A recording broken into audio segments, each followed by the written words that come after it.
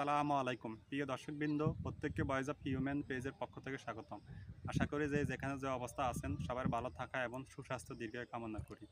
আজকের আমার লাইফের বিষয়বস্তু হচ্ছে যে পণ্যদ্রব্য ঊর্ধ্বগতি। আসলে আমরা বিগত 2 সপ্তাহ কিংবা তার কম বা বেশি এই সময়টার মধ্যে আমরা দেখতেছি বাজারে যে ঊর্ধ্বগতি, সেটা আসলে যারা হতদরিদ্র কিংবা মিডল ক্লাসের লোক তাদের আসলে কেনাকাটা এখন অনেকটাই আমাদের আয় সাধ্যের বাইরে চলে যেতেছে। এখন আমাদের প্রশাসন আসলে কতটুকু এই বিষয়গুলোর দৃষ্টিকোণ রাখছে আমরা আসলে জানি না। তবে আমার এই ভিডিওর মাধ্যমে আমি প্রশাসনকে একটা জানান দিতে চাই, আপনারা আসলে এই বিষয়গুলো আপনারা মাথায় রাখবেন। আর পাশাপাশি আপনারা বাজারকে নজরদারিতে রাখবেন।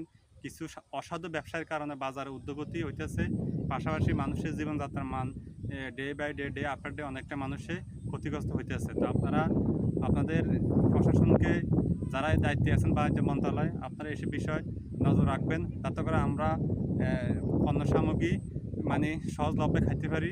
মানুষের জীবনযাত্রার মান এতে যাতে কোনো বাধা কিংবা বিপত্তির সৃষ্টি না হয়।